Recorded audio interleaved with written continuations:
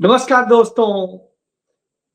देश आज गंभीर संकटों में है क्योंकि 17 साल के बच्चे जॉर्ज सोरोस के एजेंट हैं। वो देशद्रोही है।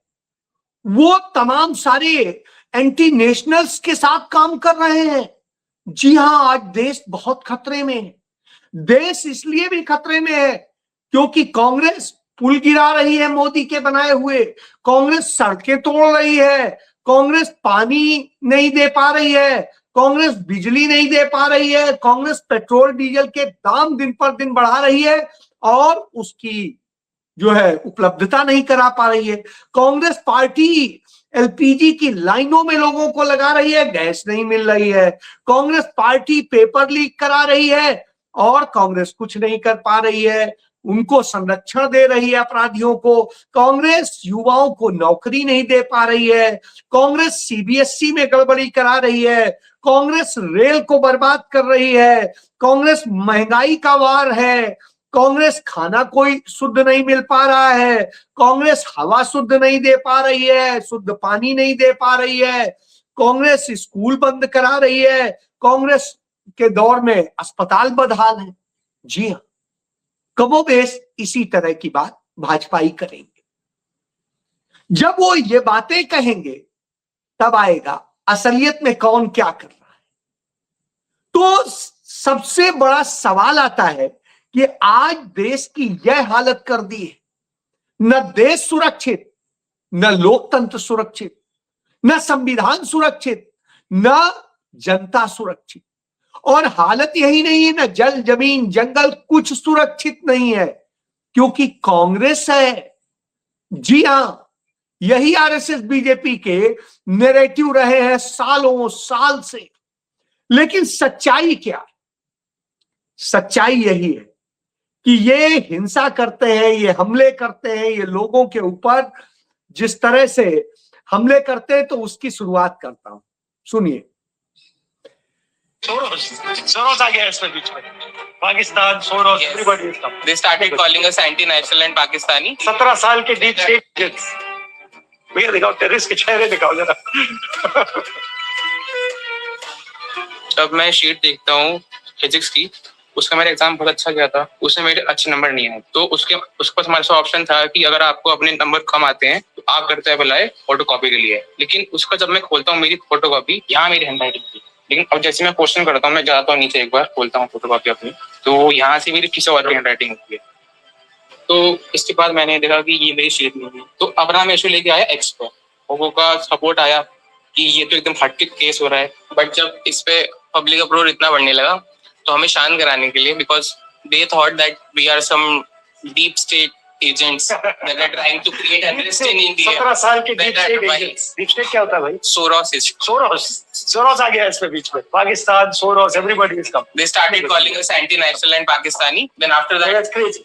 that is very crazy. You know? तो अब आप समझ लीजिए, ये छोटे छोटे से बच्चे हैं जिनके भविष्य से खेला है नरेंद्र मोदी ने, उनके शिक्षा मंत्री प्रधान ने।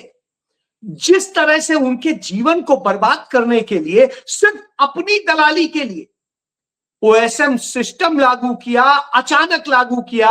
जो काबिल कंपनी थी टाटा कंसल्टेंसी, उसको काम देने की बजाय एक ऐसी फर्म को काम दिया गया जो 2019 में असफल रही थी तेलंगाना, और उसने फ्रॉड करके अपना नाम बदला और उसके बाद में वो आ गई, उसको सौंप दिया गया।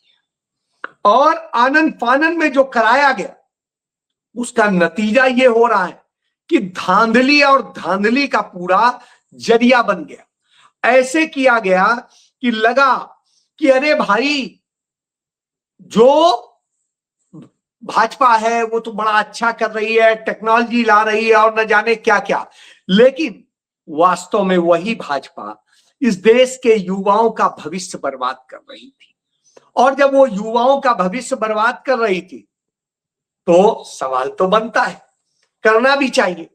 तो ऐसी स्थिति में जो लोग सवाल करते हैं, वो बच्चे जो पीड़ित हैं, जो सबूत दे रहे हैं, उन्हें कोई एंटी नेशनल बना देता है, कोई कुछ बना देता है, कोई कुछ बना देता है।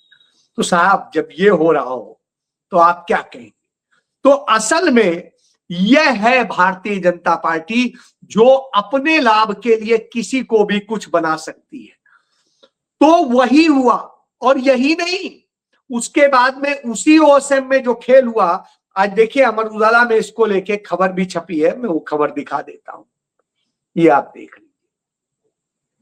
ये इन्वेस्टिगेशन हुआ है और इसमें आया कि सीबीएसई 12वीं की कॉपियों के पुनर्मूल्यांकन के नाम पर जो स्टिंग ऑपरेशन में सामने आया कि 20,000 रुपए में सौदा हो रहा है, व्हाट्सएप पर स्कैनर से भेजा जा रहा है और बढ़े हुए अंकों की मार्कशीट, ये देखिए वो भी उन्होंने दोनों लगा दिए। 20,000 रुपए में क्या किया जा रहा है, ये आप देखिए। यानी ये धंधा चलाना था, और ये धंधा जो चला रहा है, जो कर रहा है, वो कौन है? वो भारतीय जनता पार्टी से जुड़े हुए लोग। यानी सारे पहले आपको फेल करेंगे, आपके नंबर कम करेंगे और कुछ करेंगे, फिर आप पुनर्मूल्यांकन के लिए डालेंगे, तो फिर आपसे धंधा तय होगा। साहब बताओ, 20,000 दोगे तो हम ये एक सब्जेक्ट का कर देंगे, 40,000 दोगे तो 2 का कर देंगे, 60,000 दोगे तो हम 3 का कर देंगे। तो इस तरह, और पूरे का कराना है तो दे दो भाई। अब आप ये समझिए, इस तरह से इस भारतीय जनता पार्टी ने किया है। यानी कोई चीज सही नहीं, और जब कोई चीज सही ना हो तो जो आदमी सही बात उठा देगा उसके यहां साहब वो एंटी नेशनल है, वो पाकिस्तानी है, वो देशद्रोही है, वो न जाने क्या क्या है, और इस तरह से कर दिया जाए। पहले नीट पेपर लीक कराते हैं, फिर सीबीएसई में धांधली कराते हैं, वो अपने भ्रष्टाचार को वो करते हैं, और इसके बाद में जो नीट पेपर लीक करते हैं वो भी भाजपा ही होते हैं, और उसके बाद में जो लोग उस पूरे गैंग को संचालित करते हैं वो भी भाजपा के बड़े बड़े लोग हैं। और जब आप आएंगे सीयूटी यूजी की परीक्षा होगी, वहां पर भी धांधली हो जाएगी। और यही नहीं, जितने एग्जाम होंगे उनमें धांधली हो जाएगी। तो हर एग्जाम धांधली एग्जाम बन गया है। जब धांधली एग्जाम बन गया हो तो आपके बच्चे का भविष्य क्या होगा? बच्चा अंधकार में जाएगा, बच्चा रो रहा है। प्रधानमंत्री नरेंद्र मोदी ने उनके साथ चर्चा नहीं की, तब उस दर्द में चर्चा करने एक शख्स आता है जिसका नाम है राहुल गांधी। उन पीड़ितों के साथ में, उन दर्द से कराहते लोगों के साथ में सीबीएसई के उस मसले को लेकर के चर्चा करते हैं राहुल गांधी उसको लेकर उठाते हैं। अब तक सीबीएसई के गलत परिणाम के कारण 1 दर्जन बच्चे आत्महत्या कर चुके हैं। 1 दर्जन बच्चे, सोचिए, जिसके 17 साल का, 16 साल का, 18 साल का बच्चा आत्महत्या कर रहा है, बेटा बेटी, वो किस स्थिति में होगा, पूरा परिवार किस पीड़ा में होगा कि जिस बच्चे ने अभी दुनिया नहीं देखी वो इस स्थिति में चला गया। क्यों? क्योंकि सरकार ने उसे मार डाला, सरकार के इस भ्रष्ट सिस्टम ने मार डाला। और ये भ्रष्ट सिस्टम इस तरह चल रहा है कि भारत की एजुकेशन को बर्बाद कर रहा है। तो इस पे मैं आपको एक फिगर दिखाना चाहूंगा। ये देखिए, भारत के बजट का एक फिगर है, ये आप देखिए। ये कांग्रेस सरकार का फिगर है और एक मोदी सरकार का फिगर है। अब आप देख लीजिए, कांग्रेस सरकार ने बजट में एजुकेशन पर 5.04% खर्च हो रहा था। 5.04%। जब कांग्रेस सत्ता में आई थी उस समय पहले साल कांग्रेस ने खर्च किया था 4.7% बजट का, और फिर वो 5.4 पे ले गए। लेकिन जैसे ही नरेंद्र मोदी आए तो पहले 4.6 पे आया, फिर 3.8 पे आया, फिर 3.7 पे आया, फिर 3.4 पे आया, फिर 3.26 पे आया, फिर आया 2.64 पे, और अभी जब पिछला बजट आया तो आ गया 2.51% पे। यानी आधे से भी कम रह गया भारत में शिक्षा का बजट। 1 लाख स्कूल देश में बंद हो चुके हैं, इसी तरह कॉलेज बंद हो रहे हैं, इसी तरह और भी चीजें बंद हो रही हैं। तो सरकार आपके लिए काम नहीं करती, सरकार उन भ्रष्ट माफियाओं के लिए काम करती है, पेपर लीक माफिया के लिए। वो आईटी से जुड़े उनके बीजेपी के उन लोगों के लिए जो आईटी कंपनी चला करके ओएसएम जैसे तमाम सिस्टम लागू करते। ओएसएम सिस्टम लागू हुआ था बॉम्बे हाई कोर्ट में और मुंबई विश्वविद्यालय में, और उस विश्वविद्यालय में जो लागू होने के बाद में वहां बर्बाद कर दिया था बच्चों का 1 साल पूरा। जिनकी नौकरी लग गई, कुछ हो गया, वो बर्बादी में चले गए।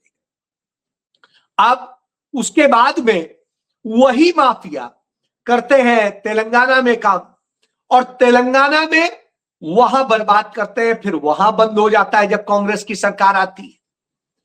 तो अब उसको लागू कर दिया गया, ला करके सीबीएसई में, क्योंकि अपने बंदे को धंधा देना, उसके धंधे के चक्कर में आपके बच्चे का भविष्य बर्बाद होगा। तो यह बर्बाद किया नरेंद्र मोदी। और इसके बाद में वही सीबीएसई के अफसरान कहते हैं नहीं, हमारी साइट में, हमारे किसी भी सिस्टम में कोई भी भेद नहीं सकता, इतना हमने सिक्योर किया और सब कुछ किया है। और अब जब सारी बातें सामने आ गई, तमाम एथिकल हैकर्स आ गए और उन्होंने दिखा दिया क्या सकता है, तब सीबीएसई के ऑफिसर्स यू टर्न ले रहे हैं और मान रहे हैं कि सीबीएसई में गड़बड़ हुआ है। यानी सीबीएसई का सारा जो कुछ है वो फ्रॉड है, और उस फ्रॉड का सारा सामने आ जाता है। तभी तो राहुल गांधी कहते हैं आतंकवादियों के भाई चेहरे दिखा दो, क्योंकि वो सच बोल रहे हैं तो आतंकवादी हो गए। इस तरह से भारतीय जनता पार्टी करती है, न्याय देने की बजाय वो। और ऑनलाइन मार्किंग का और ये जो सारा सिस्टम है, ये आप देखिए, सुरक्षा का। अब क्या कह रहे हैं, अब सुधार करेंगे। जब परीक्षा हो चुकी, सब कुछ हो चुका, सारी चीज हो चुकी, तो जिन 18.5 लाख बच्चों का भविष्य बर्बाद किया है नरेंद्र मोदी ने, क्या वो वापस आ जाएगा? क्या उनके साल वापस आ जाएंगे? क्या उनका सिस्टम आ जाएगा? तो ऐसी स्थिति में तो स्वाभाविक सी बात है, बच्चे डिप्रेशन में जाएंगे, कुछ और कर लेंगे, गलत कदम उठा लेंगे, मौत को मुंह में लगा लेंगे। इसीलिए तो ये है नरेंद्र मोदी सरकार। आपने देखा एक दिन पहले हमीरपुर में, उत्तर प्रदेश के हमीरपुर में, जहां राम राज्य बता रहे हैं, वहां पर एक निर्माणाधीन पुल गिर पड़ता है, इतना कच्चा बन रहा होता है और गिरता है, 6 लोग मर जाते हैं। 6 भारत के वो नागरिक थे मरने वाले, पाकिस्तानी नहीं थे, बांग्लादेशी नहीं थे, रोहिंग्या नहीं थे। तो वो 6 लोग मर जाते हैं, 1 दर्जन से अधिक लोग घायल होते हैं, तड़प रहे हैं, बिलख रहे हैं।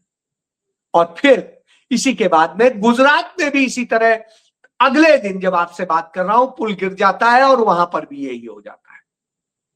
तो यह स्थिति है कि एक भी चीज सुरक्षित नहीं रह पाएगी, कि आपका पुल सुरक्षित रहे, आपका घर सुरक्षित रहे, आपका क्या सुरक्षित रहे। तो आपका कुछ है, दोनों देख लीजिए।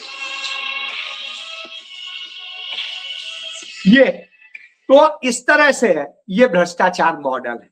और इसके बाद दूसरों को भ्रष्ट बताने की इनकी परंपरा है, वो आप देखते ही हैं। तो एक तो ये करेंगे। इसके बाद में सड़कों की स्थिति आपने देखी है।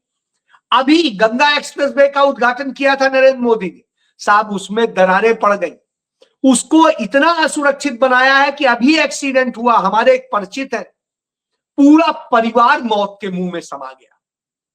सोचिए आप, क्या कसूर था? सबसे ज्यादा देश में टोल उस पर देना पड़ता है क्योंकि वो अडानी का है, लेकिन मौत के मुंह में चले गए। इसी तरीके से आपने बुंदेलखंड एक्सप्रेसवे को देखा होगा, पूर्वांचल एक्सप्रेसवे को देखा होगा, और तमाम सारे जो नरेंद्र मोदी ने उद्घाटन किए, उन सब की आज यही दशा है। तो सड़कें भी टूट जाएंगी, इतने जो है ईमानदारी से बनी है। और इसके बाद में पानी, इंदौर में आपने देखा कि 3 दर्जन लोग मर गए, और उसके बाद में सैकड़ों लोग अस्पताल में दाखिल रहे, सैकड़ों लोगों की बुरी स्थिति हुई जहरीला पानी पी। और वो इंदौर, वहां के पार्षद से लेकर के सांसद तक, मंत्री तक, सब बनाता है इंदौर बीजेपी के। उसके बाद ये हालत है। इसी तरह दिल्ली में हो रहा है, जहरीला मतलब पानी पिलाया जा रहा है देश की राजधानी में, वो सप्लाई हो रहा है। सोचिए किस हालत में आ गया है देश।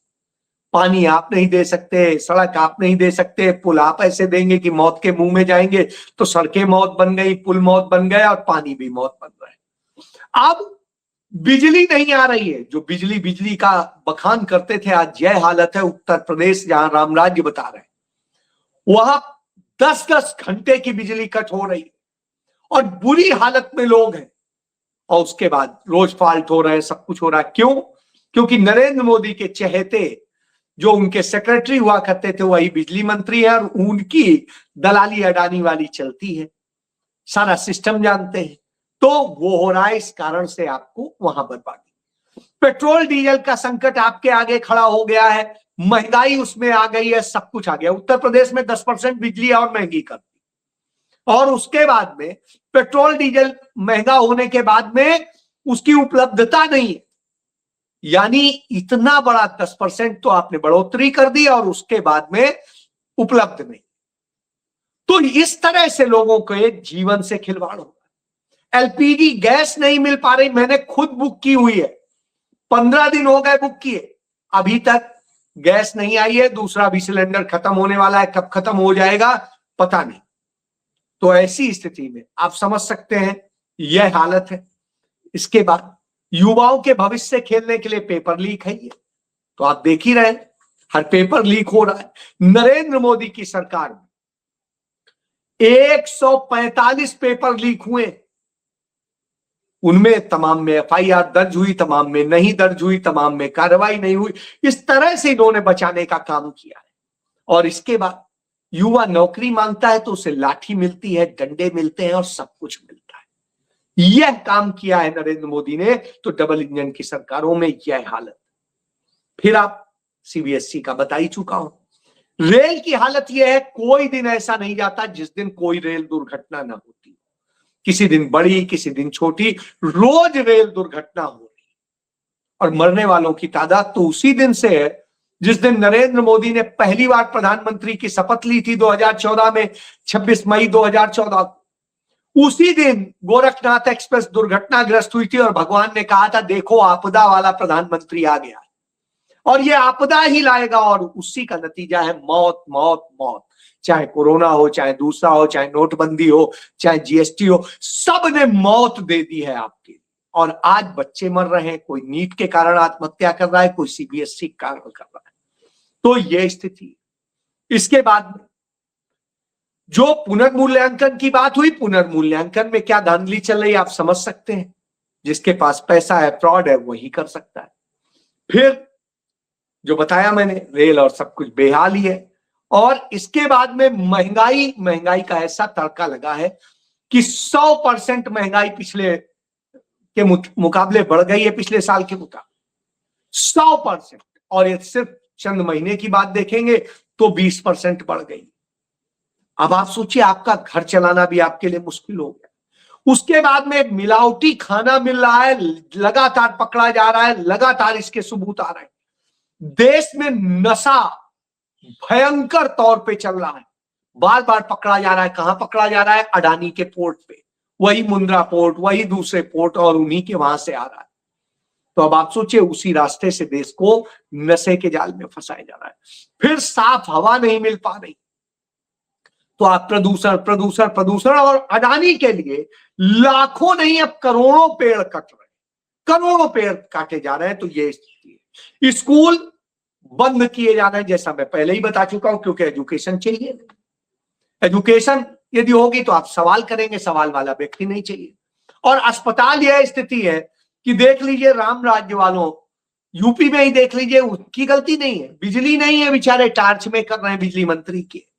इसी तरीके से और जगह है, मध्य प्रदेश में अस्पतालों में इलाज नहीं मिल रहा है, स्ट्रेचर नहीं मिल रहा है, कुछ नहीं मिल रहा है, मर रहे हैं। और ये एक राज्य में नहीं है, हरियाणा हो, कोई राज्य, हर राज्य में यह हालत करती है।